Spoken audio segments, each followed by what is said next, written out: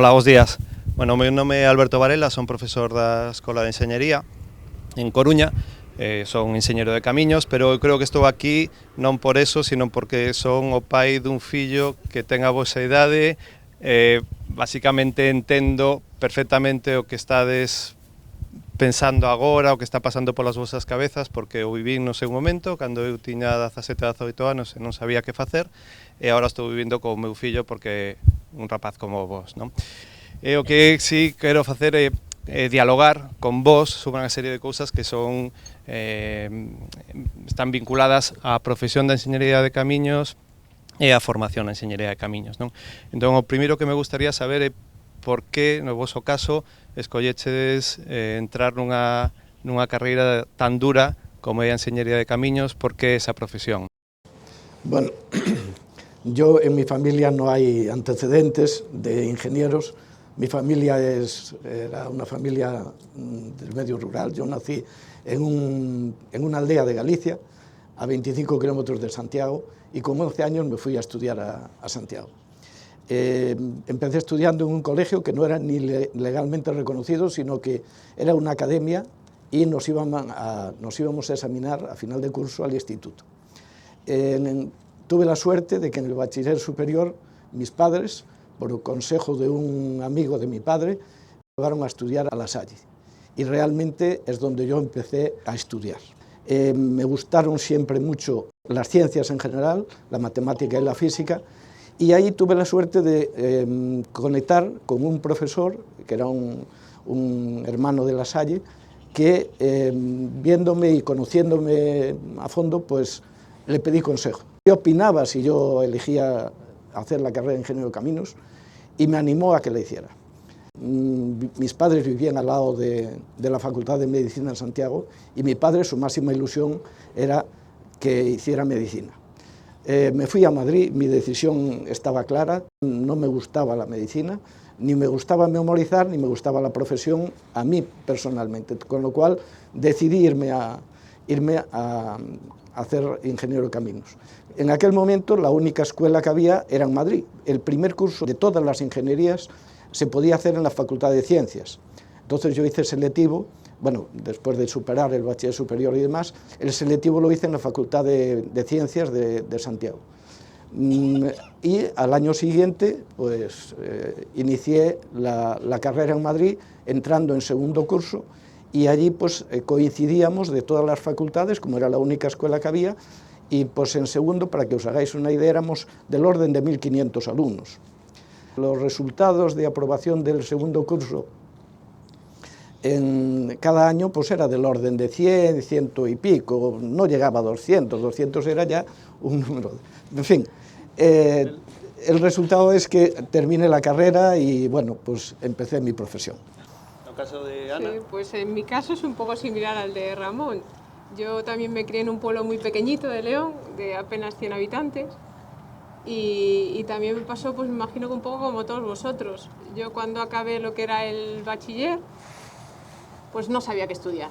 O sea, te plantas y dices, ¿qué estudio? Sí es cierto que a mí me gustaban más las ciencias, los números, que lo que era chapar. Y entonces pues yo me vi que también con el consejo de mi madre, de por qué no estudias medicina o enfermería, a una persona que yo en cuanto veo la sangre caigo redonda. Digo, pues mamá, no es plan de que yo vaya a estudiar medicina y caiga redonda en la primera. Entonces empiezas a leer libros que te dejan de las profesiones, las salidas profesionales, y un poco a mí me ayudó un amigo de mi padre, cuyo hermano era ingeniero de obras públicas, y me empujaba y me dejaba todos los días panfletos encima de la mesa de ¿y por qué no estudias obras públicas? ¿Por qué no estudias obras públicas? Yo creo que tanto escucharlo, dije, ¿por qué no? Pues venga, voy a estudiar obras públicas. Y yo me fui primeramente a estudiar en Zamora, a la Universidad de Salamanca, obras públicas. También allí me planté con 17 años con la maleta sin salir del pueblo nunca, y bueno, la verdad que la experiencia fue buena.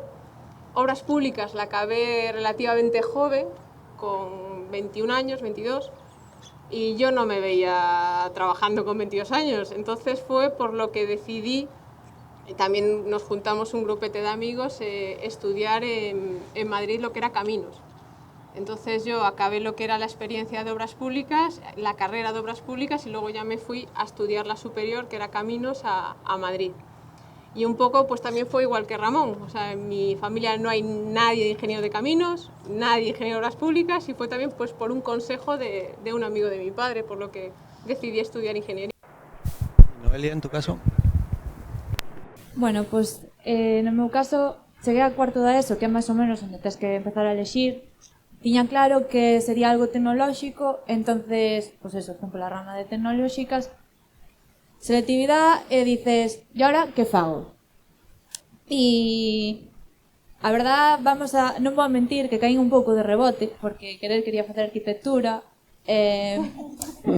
Por X motivos acabei en enxeñería civil, pero bueno, que estou aquí, así que non pasou nada, non me arrepinto, as matemáticas ben e eso todo. Eso é lo importante. Os estudios que empezaches a falar, ¿no? Os estudios cambiaron moito nos últimos anos, desde que estudiaba Ramón hasta que estudia agora Noelia. Primeiro cambiaron as titulacións, antes había, como dixo Ana, unha titulación técnica de obras públicas de 3 anos e despois unha carreira de 5 anos que era a superior, a enxeñería superior, non? Ahora temos grados de 4 anos e que dan acceso a un máster que é onde consigues as competencias de enxeñero de camiños, canais e portos, non? Entón, se nos podedes comentar un pouco como eran eses estudios antes, como son esos estudios agora. Sei que Ramón trouxo unha serie de instrumentos que utilizaban para calcular, que seguramente moito de vos non coñecedes. Ana tamén trae o seu. Entón, nos podedes contar un pouco como eran esos estudios, que eran duros, ou se, o mellor, son menos, non sei. Bueno, la carrera, como has dicho, de ingeniero de caminos, cuando yo estudié en el año 1970, 68, 69, eran 5 años de carrera. Como os dije, el primero se podía hacer en las escuelas técnicas o en las facultades de ciencias, pero luego los demás años tenían que ser en la escuela técnica superior correspondiente. El segundo año era el más duro de todos, porque nos juntábamos de toda España, todos los estudiantes en ese curso. Y ese curso era selectivo. Tenías que tener las 5 asignaturas aprobadas para poder pasar al año siguiente. Aunque te quedara una asignatura, no podías matricularte en el año siguiente. Las 5 asignaturas, la mayoría de ellas, eran muy teóricas, excesivamente teóricas.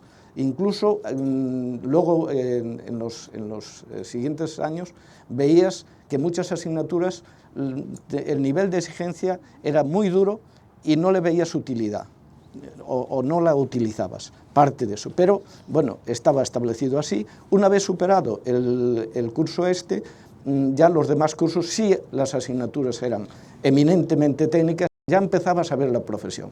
El mayor, digamos, preocupación que tenías, o donde creaba mucho desánimo en los alumnos, era el que no veías la profesión. Es decir, tú te imaginabas la profesión de ingeniero de caminos, canales y puertos. Dices, pues una carretera, un puerto, pero de eso es que ni se mencionaba, o sea, en esos años, pero ni mencionarlo, ni ver una foto de ellos siquiera. Con lo cual te encontrabas un poco desilusionado, y ahí mucha gente desistía de la carrera y se iba a otra carrera. Eso era el mayor problema que tenía en aquel momento el estudiar ingeniero de caminos. A partir de tercero la cosa cambiaba radicalmente y ya las asignaturas ya eran eminentemente prácticas, y entonces ahí sí empezabas a disfrutar de la carrera. Los medios de que disponíamos en aquella época pues eran limitadísimos. No teníamos calculadoras, no había calculadoras. Lo que usábamos, esto era lo más que teníamos, era una regla de cálculo de esta, por ejemplo. Las calculadoras, la primera calculadora que yo tuve fue en tercero de carrera, y desde luego era una calculadora que no era esta, que ya es muy moderna, porque ya tiene funciones, ya tiene potencias, ya tiene memorias. Era muy, muy elemental. Y se daba la paradoja que no nos las dejaban usar en los exámenes. Es decir, los exámenes no podíamos usar la calculadora, solamente en algunas asignaturas en los últimos años. Ahí ya en alguna, sobre todo de cálculos y tal, que tenían cálculos, bueno, complejos y tal, ahí sí nos las dejaban, pero hasta esos años para nada. Una de las asignaturas de segundo de carrera, de las más quizá prácticas y dura, era la de dibujo técnico. Se llamaba geometría descriptiva. Y estas eran las herramientas que teníamos. La regla escuadra y cartabón, por supuesto un escalímetro y una caja de compases. Esto era, vamos, vital. Y para las curvas, unas plantillas, se usaban unas plantillas como estas. Estos eran los instrumentos que teníamos durante la carrera y casi me atrevería a decir que los primeros años en el ejercicio de la profesión. De hecho, un puesto de trabajo importante eran los delineantes, porque los dibujos, todos, durante la carrera en los dibujos, todos había que hacerlos a lápiz y luego pasarlos a tinta china, que era muy fácil el que se te escurriera y que destrozaras el dibujo y tener que repetirlo de nuevo. Lo que pasaba con los mecanógrafos, que si hacían una carta y se equivocaban en la última letra, en la última palabra, tenían que repetir de nuevo el escrito. Bueno, pues nosotros, imaginaros, con los dibujos pasaba lo mismo, pero nos lo habían enseñado ya en la carrera, en eso sí que habían sido, nos habían formado bien, nos habían dado caña para que, en fin, no nos encontráramos con sorpresas al terminar. Pues en mi caso fue quizás la evolución un poco tocamos la versión de Ramón y luego ya se empezó a meter lo que era el ordenador. Pero sí que es cierto que cuando yo empecé a estudiar la carrera, bueno, aparte de un poco lo que cuenta Ramón, la experiencia del primer año de la carrera, que sí que es cierto que no tocas absolutamente ninguna asignatura relacionada con la profesión, yo me da la sensación de que estaba haciendo un COU avanzado, porque era más física, más matemáticas, más química. Yo decía, pero ¿cuándo tocas lo que es la ingeniería? ¿Dónde tienes alguna asignatura relacionada con la profesión? Y eso me pasó un poco al igual que Ramón. Eso creo que no evolucionó y me imagino que ahora siga exactamente igual el primer año. Luego lo que fue el estudiar, pues nosotros teníamos, sí que ya estaban los ordenadores, la tablet ni pensarlo, vamos, y el móvil ya con datos, eso, vamos, inimaginable. Tenías el ladrillo, el móvil ladrillo, que lo dejabas en casa porque pesaba casi más que llevar todo la calculadora y demás. Entonces nosotros teníamos ordenadores en la universidad y luego estaban las bibliotecas. Para mí la biblioteca era, vamos, mi Biblia. Yo me iba para la biblioteca, pasábamos horas haciendo apuntes, formando apuntes y luego de vez en cuando cogías el ordenador y lo tocabas. Que también es cierto que a nosotros ya nos empezaban a meter lo que era la asignatura del AutoCAD. Yo tuve el segundo de carrera AutoCAD, que ya era con el ordenador y ya no era, a pesar de que sí que tuvimos dibujo lineal también, eso yo creo, la caballera, el cónico, todo eso, nosotros empezamos ya lo que era dibujar con el AutoCAD, que ahora prácticamente es lo que se hace, todos los planos se hace con el AutoCAD y ya poco o prácticamente nada se dibuja ya a mano. Y luego lo que eran las herramientas para estudiar, nosotros teníamos la HP, la calculadora, la famosa HP, que era nuestra Biblia. O sea, nosotros el tener que hacer los cálculos a mano, eso era imposible. Vamos, te ponías a hacer un cálculo a mano, una raíz cuadrada o algo de eso y ya se acababa la hora del examen. Entonces nosotros la HP era la Biblia. También es cierto que aquí era donde muchas veces pues metías algunas fórmulas y el profesor te venía, depende de qué profesor, y te lo resateaba. Y era como, me acabas de fastidiar todo un mes metiéndome las fórmulas. Pero vamos, que la HP para nosotros, más hoy en día la uso. O sea, la tengo y la uso profesionalmente y sigue siendo mi Biblia la HP. Pero es un poco la evolución que noté yo de lo que era el comienzo sin ordenadores a luego ya el último año de carrera, porque sí que es verdad que evolucionó rapidísimo todo esto, que ya empezábamos a tener ordenadores, algún móvil y poco más. Y esa fue quizás mi evolución de lo que era la profesión. ¿Y Noelia? Perdón, un pequeño inciso que ahora, a raíz de lo que comentó Ana, en la escuela había un único ordenador para toda la escuela. En tercero de carrera había una asignatura que era informática, pero que era de programación.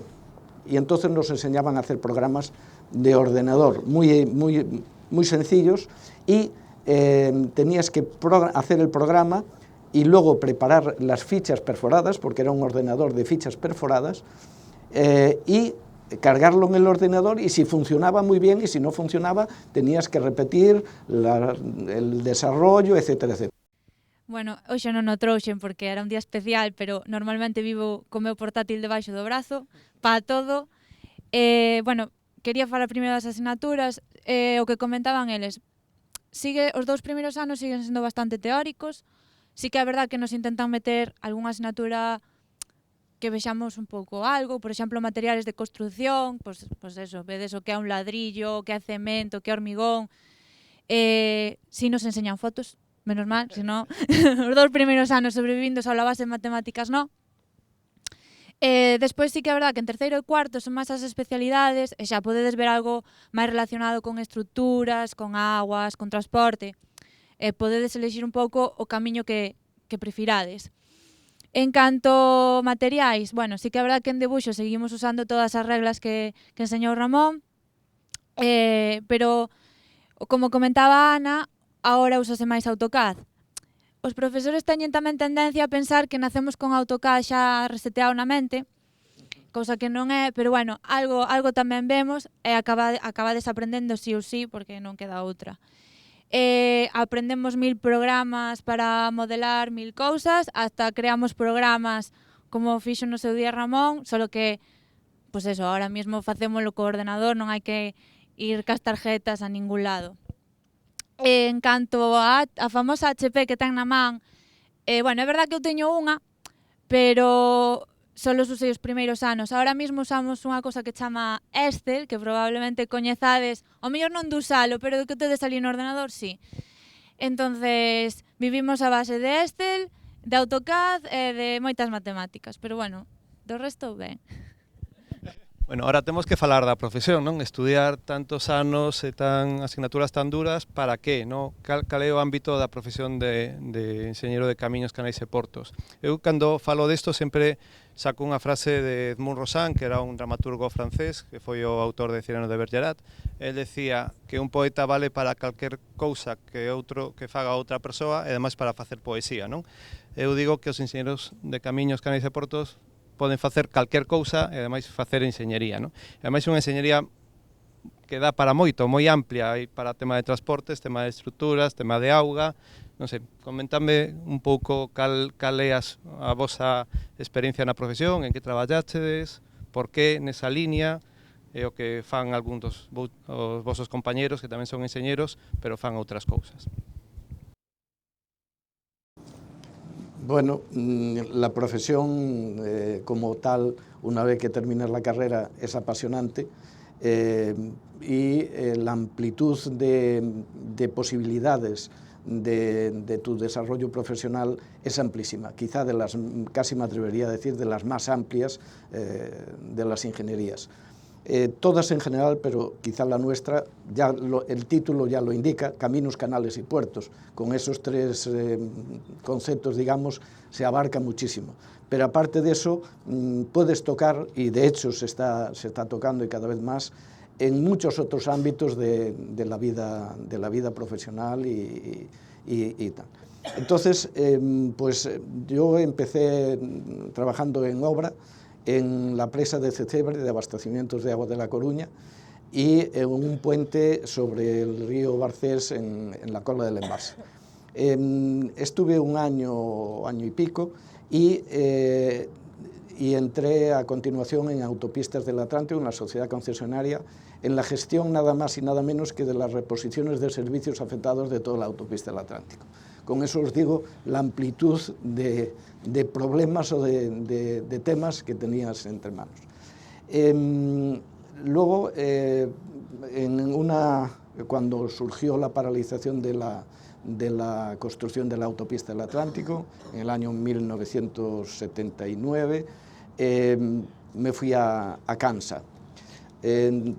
Bueno, un cambio radical, puedo decir que fue, digamos, colgar el título prácticamente.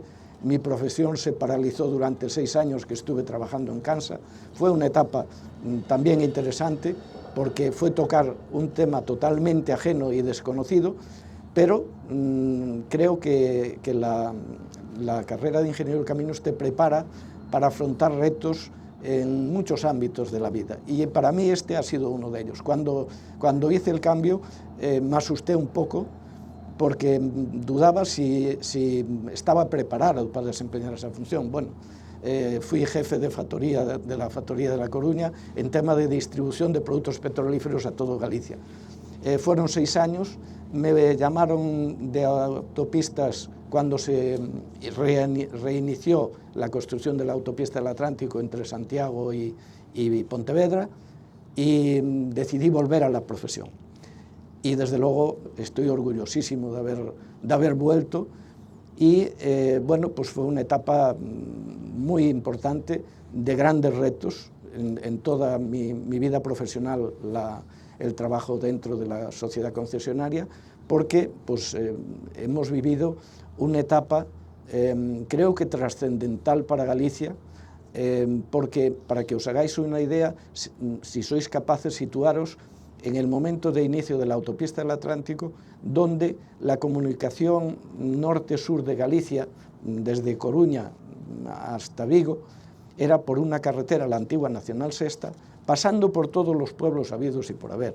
Desde Coruña, todos, Órdenes, Santiago por el centro de la ciudad, Padrón, Puentecesures, Caldas, Pontevedra, Redondela, Vigo. O sea, os podéis hacer idea, con una carretera de unas características muy limitadas, con un tráfico de todo tipo, desde carros de bueyes hasta tractores no había todavía, o muy pocos, camiones, turismos pocos, autobuses, etcétera, etcétera. Un tráfico muy diverso y unas vías de comunicación muy grandes. La situación, veníamos de una crisis muy importante, la crisis del petróleo del año 1970, en un régimen político de una dictadura, y en un país que quería abrirse, que Europa empezaba a abrirse, y entonces el Ministerio de Fomento en aquel momento había un plan nacional de autopistas de peaje para modernizar, digamos, entre comillas, la red de comunicaciones de España. Pero no solo eso, sino que la autopista del Atlántico era un eje importantísimo de comunicación internacional, formaba parte de una red internacional de vías de alta capacidad, lo que se llama la red Esmeralda. La E de denominación de la autopista del Atlántico obedece a esa característica internacional, y la AP9 es debido a la denominación dentro de la red general de carreteras de aquí de Galicia. Bueno, el reto del puente de Rande ya lo habéis comentado, poco podemos añadir, si hay ocasión luego os comento un poco de la ampliación. Ha sido todo un reto efectivamente, ha sido en su día récord mundial frente a, en su categoría de puentes atirantados, de luces, por su luz principal, por permitir la navegación, y solo superado por el puente de Saint-Nazaire en Francia, pero que era más larga, la luz era un poco mayor, pero no era de 4 carriles, era solamente de 2 direcciones. No teu caso, Ana, que ademais creo que fuches a directora de obra da ampliación da Ponte de Rande, ¿no? Sí, pues yo un poco es eso, cuando acabé la carrera yo tenía muy claro que yo quería trabajar en obra civil. O sea, yo siempre decía que a mí si me metían en un consulting me moría. O sea, los ordenadores y yo no nos llevamos muy bien.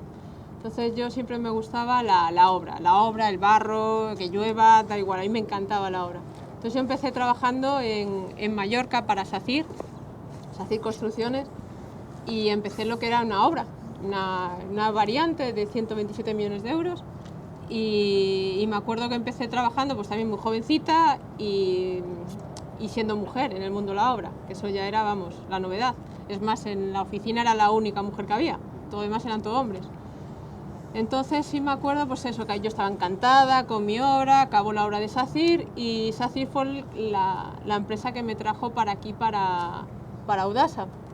que fue justo cuando compró la parte de Audasa, me trajo, me dijo, tenemos una obra muy importante en Galicia, que no era esta, era una obra pequeñita en el Valmiñor, en la G57, haciendo unos enlaces, y la verdad que bien, estaba contenta llevando esa dirección de obra, que era la primera vez que iba a una dirección de obra, que no estaba en la rama de contratista, sino que me había pasado, como digo, al lado oscuro. Y de cuando acabó esa obra, me acuerdo que aquí Ramón, que es el culpable, el que me llaman y me dicen, Nana, sube a Coruña, que has acabado la obra y tenemos para ofrecerte otra. Y me acuerdo de ver a Ramón sentado en una mesa gigante, enorme, y yo dije, este es el despido, no sé qué me van a decir. Y me acuerdo que me plantearon llevar la dirección de obra de la ampliación de Rande, que para mí fue un susto, no lo siguiente, y en plan, pero ¿dónde voy yo con esto? Esto es mucha obra para mí. Y me acuerdo que sí, que Ramón al día siguiente me llamaba y me decía, ¿de qué estás asustada? Digo, asustada no, lo siguiente. pero bueno, la verdad es que sí, he sido la directora de obra de la ampliación de Rande y para mí pues ha sido pues un orgullo poder finalizarla con éxito. A nivel profesional yo creo que es un reto ingenieril que a más puedo aspirar, por así decirlo. Y estoy encantada de que Ramón me hubiera dado la oportunidad y de haber finalizado la obra con éxito. Y luego ya, si ya nos metemos un poco más ya en detalle en lo que fue la obra y demás. Sí. Pero es una experiencia bonita, gratificante y la verdad lo ves ahí y dices, bueno, ahora me siento orgullosa de haberlo terminado con éxito.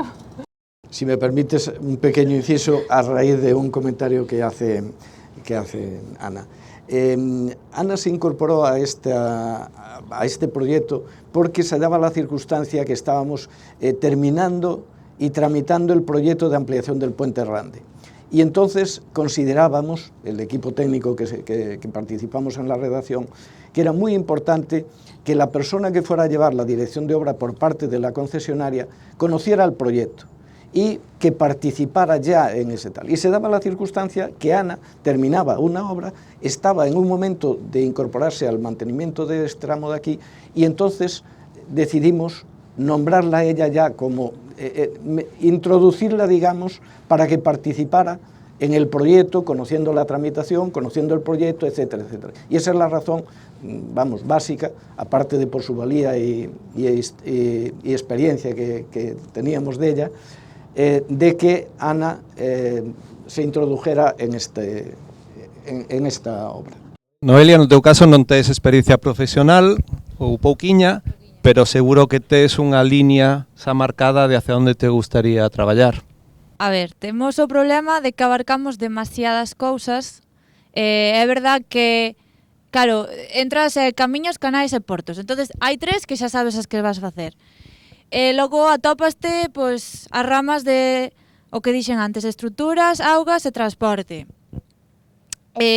Decideste por unha, pois eso, porque tes que seguir para diante e o que máis che guste. Sí que é verdad que se teño que traballar, daríame igual calquera das tres a hora de traballar. Son máis afín cas estruturas, non sei se máis porque o grado que estudei ten moito máis estruturas que das outras dúas ramas, pero sí que é verdad que a día de hoxe penso facer unha tesis doctoral, que sería pois, estudar 3 anos máis na escola, solo centrándome nun tema que a mí me guste. No meu caso serían de estruturas de soporte mariñas, bueno, despois o que me depare o futuro. Pero para un tema moi concreto, non? Que poderías a mellor comentar, sí. Vale, pois comento. Bueno, non sei se todos o sabedes, pero dende fai 10 anos estánse poñendo eólicos no mar, no medio do mar. Evidentemente, pois non podemos coller e deixalos ali sen nada, necesitan a cimentación. Entón, o que eu estudo é un tipo concreto de cimentación que, a ver, pode asemellarse a unha torre de alta tensión e realmente pois, serían unhas patas que despois están triangularizadas para unirse, obviamente, como, bueno, pois unha cadeira e encima pois, poñemos o eólico. De momento, pois, aínda está, o sea, ainda se están levando a cabo pois, moitísimas investigacións, porque moitos dos parques pois, son prototipos, pero bueno, a nivel europeo estás avanzando bastante con eso. Sí, permíteme un inciso, un poco lo que también decía Ramón, que la profesión tampoco es todo, y yo lo comento por experiencias de otros compañeros, no es solo ingeniería, obra. Os cuento ejemplos de que tengo amigos que son ingenieros de caminos, están trabajando en fondos de inversiones, otros se están dedicando al mundo de la banca. Así que es cierto que la profesión tampoco se centra solamente en obra, consulting o proyectos, sino que es muy amplia. O sea, hoy en día ingenieros de caminos se puede decir que estamos prácticamente en todas partes. En todas partes, o sea que no os penséis que solamente hay que centrarse en la obra o hacer proyectos. Os digo, yo tengo amigos que están ahora mismo trabajando en fondos de inversiones, o sea que no tiene nada que ver con la obra civil. A profesión, para que sirve? A estes rapaces, como cidadáns, que lles dá a profesión de camiños? Entón, eu sempre digo que a profesión de camiños é un traballo en equipo, non hai estrellas como en outras profesións que parece que fan todo, non? É unha profesión onde necesitas traballar con moita xente, outros compañeros da mesma profesión e de outras disciplinas, non? E despois para dar un servicio público, un servicio social. Todo o que facemos é de cara á sociedade. De feito, a maior parte dos traballos que fai un enxeñeiro de camiños é para a administración pública. Hai un pequeno vídeo, se buscades en YouTube, he construído un puente, algo parecido a isto, he construído un puente, é un pequeno fragmento dunha película se chama Margin Call, me parece, chamada Marginal, é do tema da crisis financiera que falabas antes, non? Entón se ve a un home que é un broker que estaba traballando no ámbito financiero e cando se desploma a bolsa, entón ele empeza a falar con un compañeiro e lle di, eu son enxeñeiro civil, eu construín unha ponte. Entón fala das ventaxas que fixo por construir esa ponte e aforrar tempo de desplazamento a moita xente, que é un pouco o que pasa coa ponte de Rande, que estamos facendo que moita xente que teña que pasar dun lado a outro da ría non teña que facer todo o borde da ría, non? E ao final é moito tempo de aforro nas vidas da xente, non? Entón, a profesión é moi social, moi de carácter social. O outro día na Escola de Camiños chegaba unha persoa do doutorado e decía que a escola era solidaria, sostible e saudable, non? Eu creo que a profesión é así. Entón, na vosa experiencia, conseguides transmitir esa parte social do traballo e tamén me gustaría que poidase destacar algún momento difícil que houbo, que seguro sí que houbo, en momentos complicados, e hai moitas críticas moitas veces no traballo que se está facendo, a veces críticas reais e con sentido, outras veces non. Na construción da AP9 sí que houbo moita masa social. Ao principio era a primeira autoestrada que se facía en Galicia, eso xerou unha polémica importante, pois a xente afectada que tiña as súas fincas e que deixaban de ter esas fincas para que pasase a autoestrada, e tamén que nos contases algún momento, algunha anécdota pois especial que teñades un bo recordo do voso traballo. Bueno, la profesión es, como dijimos, el abanico de posibilidades es muy amplia. Bueno, pues cada uno pues enfoca su profesión de una manera determinada, pero muchas veces las circunstancias del momento incluso, muchas veces, te marcan la línea. Entonces, cuando en la época de mi inicio profesional, las circunstancias eran la situación económica y social del momento, lo que condicionaba. Estábamos en un momento de iniciar una época de desarrollo, porque veníamos, como he dicho, de una crisis muy dura a nivel mundial del año 1970 del petróleo, de la crisis llamada del petróleo. Entonces había muchas posibilidades de trabajo porque se estaban creando muchas industrias, las comunicaciones eran fundamentales en aquella época y el Ministerio de Fomento así lo vio y así planificó el desarrollo de las comunicaciones, pero no solo a nivel nacional, sino incluso a nivel internacional. Luego, eso y entonces para Galicia era vital modernizar las vías de comunicación. Se habían mejorado las vías de acceso a Galicia con el Plan Redia, pero en la Galicia, digamos el interior de Galicia o el eje norte-sur, que era en la costa atlántica, era donde está, digamos, las principales ciudades y focos de desarrollo, pues estaba incomunicada, que es lo que os comentaba. Entonces, era un momento decisivo para Galicia. Claro, la situación en Galicia, como sabéis, la propiedad estaba muy dividida. Entonces eso creaba un problema añadido a la dificultad técnica de desarrollar una gran vía de comunicación como era una autopista, carreteras más o menos, pero una autopista en Galicia era la primera que se hacía y entonces la gente le asustaba porque la obra era muy importante. La redacción de proyectos era sumamente complicada por lo que os digo, de la topografía, del ambiente, de las dificultades geográficas que había. Imaginaros aquí la idea de salvar el obstáculo de la ría de Vigo. Entonces, de ahí surge la idea del puente de Rande, porque el punto para comunicar Pontevedra con Vigo, todo el mundo coincidíamos en que era el estrecho de Rande, el punto más estrecho, para cortar la longitud del puente. Entonces el Ministerio contrata la redacción de este puente para resolver esa comunicación. Es lo primero que hace, antes incluso de la concesión de la autopista. Pero claro, el puente por sí solo no resolvía el problema de comunicación de Pontevedra y Vigo, porque los coches estaban en Pontevedra y estaban en Vigo y la carretera era la que iba por Redondela. Entonces había que, desde Pontevedra, dar acceso, comunicar el puente por el norte y por el sur. Y había que hacer el acceso a Vigo y había que hacer Pontevedra-Rande. Ese es el primer tema. Entonces, el Ministerio en aquel momento, los presupuestos eran bastante limitados, no podía afrontar esa inversión porque había muchos focos donde invertir, industrial y de todo, industria, creación de industria, etcétera, etcétera. Entonces es cuando surge, a nivel no solo de España, el sacar a concesión la ejecución y explotación de estas vías de gran comunicación.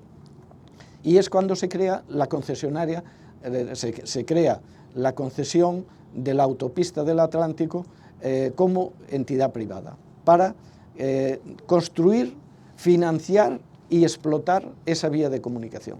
No había en aquel momento otro sistema para hacerla en aquel momento y tampoco se preveía a corto plazo. Y esa es la razón de por qué el Ministerio prepara unos pliegos de condiciones y saca concurso y adjudica la concesión de la autopista del Atlántico.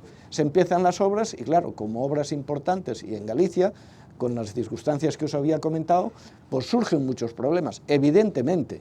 Las circunstancias sociopolíticas del momento pues generaron también problemas añadidos a la problemática real de ejecución de una obra de la envergadura de una autopista en un medio tan delicado como era Galicia, con una dispersión de población tremenda, con lo cual los núcleos importantes los podía salvar, pero es que aldeas, pueblos pequeños, casas que estaban por todas partes, etcétera, etcétera, era inevitable. Los servicios que había en aquel momento, no había red de abastecimientos de agua en los pueblos, no había saneamiento, por supuesto. Entonces te encontrabas que el trazado la ejecución de la obra tenía muchas dificultades porque generaba muchos problemas reales en el entorno en donde se ubicaba. Yo pues contaré mi experiencia más complicada, que sin lugar a dudas fue la ejecución del propio puente. Un poco lo que comentaba antes, el tema del trabajo es un trabajo en equipo sin lugar a dudas. O sea, yo no hice esto sola. O sea, es imposible. O sea, nosotros ahí teníamos el orden de 500 operarios, había, y luego ya a nivel equipo, yo tenía en el equipo, éramos unos 25 personas más o menos. Para nosotros la ampliación del puente, claro, es una obra que no se había hecho antes en el mundo. Entonces, para mí complicado, es que fue todo, fue absolutamente todo. O sea, porque no podías copiar de nada, no era una carretera al uso, no era una estructura al uso, o sea, era todo nuevo. O sea, desde la grúa para izar lo que le llamábamos las dovelas o el cabecero, absolutamente todo había que diseñarlo, calcularlo, colocarlo, probarlo, porque también hay que decirlo que había que probarlo antes de subir nada, porque, como bien sabéis, se construyó con el tráfico pasando por abajo. Porque nosotros teníamos que cumplir 3 premisas importantes, que era con el tráfico abierto, después con la nula afección medioambiental, o sea, no podía caer ni un tornillo a la ría, y luego el tema de aprovechar la máxima capacidad estructural del puente, que también hay que decirlo que este puente se pudo ampliar porque se construyó en la época que se construyó. O sea, es un puente que estaba estructuralmente sobredimensionado y por ese motivo admitió lo que era la ampliación. Entonces nosotros teníamos reuniones todas las semanas en una mesa gigante, nos reuníamos los 23 y era brote de ideas. Y cómo hacemos esto, y cómo subimos, y cómo probamos, y qué es lo que hacemos. Y para mí quizás una de las cosas más difíciles es que esa decisión final tenía que darla yo. Pues claro, te encontraba muchas veces que decías, tierra, trágame. O sea, no sé sacarme un billete a Brasil abierto y que yo me pille confesado, pero sí que es cierto que es eso, que tienes unos asesores, unas ingenierías, o sea, tienes un montón de gente alrededor que te ayuda, te asesora, te aconseja y luego pues también tienes que dejarte asesorar y luego pues comprobar cálculos, que también hay que decirlo, que es una cosa también de lo de antes a lo de ahora, eso es otra cosa también que voy a decir. En su día cuando abrí el primer libro del cálculo del puente de Rande, eran todos cálculos que entendías, eran sumas, eran restas, eran números, o sea, tú lo entendías, decías, ahí va un momento flector, ahí va, mira, aquí hay una viga, o sea, lo entendías. Ahora mismo es un chorizo de números, que dices, un tomo enorme de números, y dices, ¿y qué me viene a decir esto? Entonces al final pasas todo y te vas a las conclusiones. Y es un poco la diferencia que vi de lo de antes a lo de ahora. Es que ahora, cuando haces un proyecto, el anejo de cálculo lo puedes casi quitar, porque dices, yo esto no, vamos, vete a las conclusiones.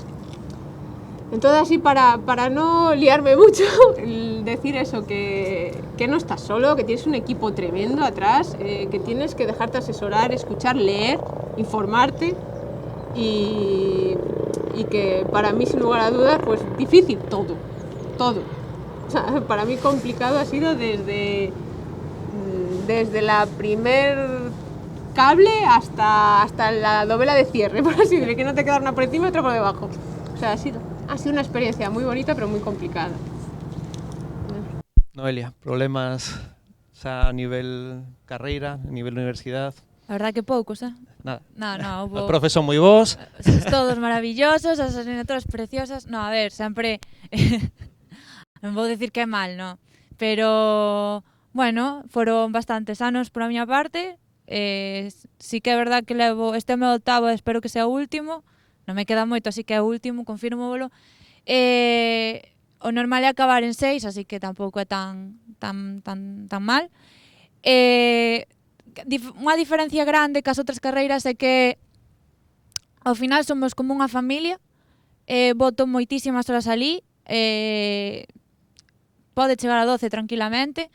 Sempre estou cos meus compañeiros, que ao final compartimos todo, choros, alegrías, apuntes.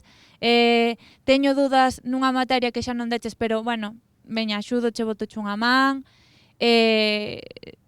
Os traballos, ainda que non sean en grupo, facémolos en grupo. Intentamos non copiarnos, porque senón igual nos poñe mala nota, pero é todo moi en grupo, familia, problemas sempre vai haber. Moi ben, para rematar, que creo que xa estamos fora da hora, quería falar do futuro, pero en lugar de preguntaros a vos polo futuro da profesión, me gustaría que os participantes, que os alumnos preguntaran preguntaran algo do que se comentou, do futuro que creedes que vai a ter as infraestructuras en Galicia, das demandas que decía antes, que moitas veces as obras de enxeñería pois generan demanda social. Creo que no vosso instituto tamén hai unha demanda hacia a autopista, que ao mellor é bo momento agora de volver a plantexar para solucionar problemas, que tamén para iso está a enxeñería civil, solucionar problemas reais que ten a xente, non? Entón é o voso turno, a vosa palabra. Sí que nos afectou bastante en canto a cercanía da autopista co noso centro. A ampliar os carrís, pues nos cae máis encima o tráfico. Yo apuntar que respecto a veces a los problemas que se generan y sobre todo una obra de la envergadura de la construcción de una autopista, repito, y máxima en Galicia, creo que los gallegos tenemos que entenderlo, genera muchos problemas. No siempre es fácil encontrar solución y a veces no se entiende o los técnicos no sabemos transmitir a la ciudadanía o a los afectados el problema y las soluciones o cómo se puede resolver o las medidas, sobre todo las medidas que se pueden tomar en cada caso. Y ahí creo que es una cosa que teníamos que mejorar mucho los ingenieros. Comunicarnos más y ser capaces de transmitir, informar y transmitir, porque muchos problemas surgen y se desenfocan porque no hay un conocimiento de ellos, o no se sabe lo que se ha estudiado y la solución que se ha adoptado no se conoce porque se ha elegido esa y no otra. Me refiero en general. En este caso particular, pues es una más. Pero digo, por ejemplo, si me permitís, hago un inciso de cómo surgió la ampliación del Puente Rande. La ampliación del Puente Rande no surgió por un proyecto que nos haya encargado alguien o que alguien nos hayamos ocupado de la noche a la mañana y nos pusimos a trabajar tal. No, fue un proceso de 4 años de técnicos haciéndolo por etapas. Y la primera idea surgió por el problema de comunicación de Cangas, del tráfico de Cangas, que aquí había unas congestiones y vosotros las conocéis mejor que nadie, por la mañana y por la noche, porque hay una comunicación diaria de Cangas con Vigo, dado pues eso, su situación. Y ¿qué pasa? ¿Qué soluciones, cómo se podía resolver ese problema? Había que resolver ese tema.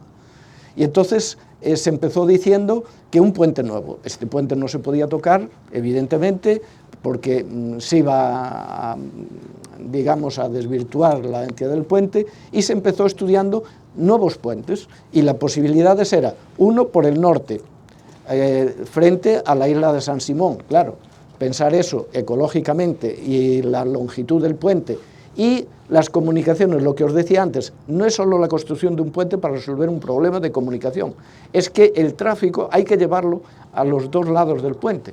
¿Cómo sales el tráfico? Vamos a suponer que se hiciera el puente. ¿Cómo saco el tráfico para llevarlo que va a Portugal o a Tui o a Vigo? ¿Cómo lo llevo? ¿Por dónde? Con el aeropuerto de Peinador ahí. Entonces, esta alternativa se autodescalificaba por estas razones y económicas. Pero la otra solución es decir, bueno, pues vamos por el sur y nos metemos en el puerto de Vigo, con lo cual tenía que ser antes del puerto de Vigo, teníamos el mirador de la Guía, que también planteamos una solución. Había que entrar en túnel en la Guía, pero salíamos en Vigo en Guisar. ¿Qué hacemos con el tráfico que va hacia Puxeiros y demás? ¿Cómo lo sacamos hacia ahí? Por el lado de Cangas teníamos la autovía en construcción por parte de la Xunta. Había un desnivel, para que os hagáis idea, de 100 metros de diferencia del nivel de la autovía con el nivel que teníamos nosotros del puente para entrar en la Guía en túnel. Os comento eso para que os hagáis idea, pues tampoco podía ser. Vamos más lejos y vamos a Bouzas, que salió en la prensa y ahí una asociación de empresarios había propuesto una solución, hay un nuevo puente de 2 kilómetros de longitud, etc. ¿Y qué pasa? Por ejemplo, aparte de problemas medioambientales, problemas de todo tipo, que había que limitabas el gálibo y el acceso al puerto de Vigo, con lo cual también parecía descalificable. De ahí surge, dice, bueno, ¿y sería viable, nos hacemos la pregunta, sería viable ampliar el puente Errante?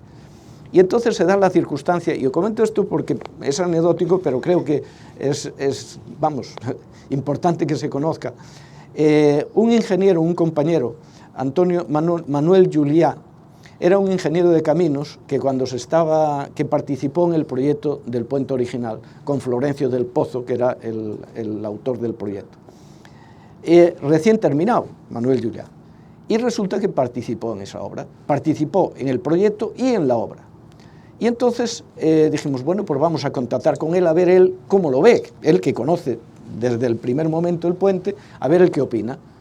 Bueno, pues se da la circunstancia que este señor guardaba planos delineados por él, cálculos del puente realizados por él a mano, como decía Ana, etcétera, etcétera. Bueno, en la primera reunión, cuando nos viene con la documentación que él tenía, aparte de la que teníamos nosotros en la concesionaria, nos quedamos, bueno, pues sorprendidísimos, porque nos traía documentos originales.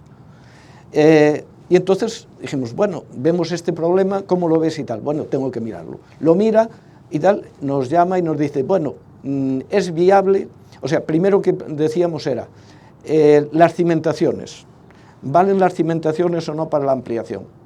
Dice, por los cálculos que tengo, la información que tengo, no hay que tocarlas. Las pilas, ¿afecta a las pilas o se podría contar con las pilas? Las pilas no hay que tocarlas. Pueden soportar la ampliación del puente. Bueno, pues fuimos escalonadamente viendo y dando respuesta a estas preguntas para pasar al escalón siguiente. Bueno, pues oye, vamos a meternos a estudiarlo más a fondo. Y dice, bueno, yo ya solo no puedo hacerlo, tengo que contar con un equipo de ingeniería. Bueno, pues venga, contratamos a un equipo de ingeniería para que le ayudaran los cálculos y tal, y ver la viabilidad de la ampliación. La idea era ampliar a 2 carriles, porque claro, decíamos, oye, ya de hacer la ampliación, pues dejarla con previsión de futuro. Entonces empiezan a realizar los cálculos y nos llegan un día y nos dicen que para 2 carriles hay que reforzar la cimentación y las pilas. Bueno, y entonces para un carril no, y para 2 carriles si era para tráfico ligero, pero si era para todo tipo de tráfico. Total que le hacemos la pregunta al revés, bueno, y entonces la capacidad del puente actual, sin tocar a cimentaciones, sin tocar a las pilas, ¿qué ancho nos permitiría? Si no 2 carriles, nada. Dice, bueno, pues el máximo ancho que nos permitiría para todo tipo de tráfico sería un carril, o sea, una ampliación de 5 metros libres. En vez de 3,50, que es el ancho de un carril normal, podemos ir a 5, pues vamos a agotar la capacidad portante del este. Y de ahí surge la ampliación. Bueno, pues con estas hipótesis y con estos cálculos es cuando encargamos el proyecto. Y empezamos a ver de cómo afectaría al medio ambiente, cómo afectaría a los accesos, porque había que construir la ampliación, pero luego había que darle salida al tráfico para enlazar con la autovía de Cangas y entrar en Vigo, lo cual era otro hándicap no menos importante que la ampliación del puente, por los problemas que generaba. Pero es que no había otra alternativa, es decir, o se ampliaba el puente o hacer 2 puentes nuevos, no lo veíamos y yo sigo sin verlo viable, y eso es un poco la razón de por qué hemos ido a ese tema. También os puedo decir que si hubiéramos tenido que ir a reforzar la cimentación o las pilas o afectar, digamos, al entorno o al mar, posiblemente el proyecto no hubiera salido adelante porque el Ministerio, a todos nos preocupaba mucho el tema, pero el Ministerio no estaba dispuesto a, desde luego, afectar al puente actual ni afectar al entorno. Nada, ¿alguna intervención máis? Bueno, pues creo que é o momento xa de pechar. Pensar que a enxeñería civil é unha enxeñería para a sociedade, que é unha enxeñería que aporta, que dá. Se algún de vos quere facer enxeñería, abrimos as portas, verdad? Que veñan todos. Nada, un aplauso, eu creo que un aplauso conxunto para todos, especialmente a Ana, a Ramón e a Noelia, que foron os nosos protagonistas.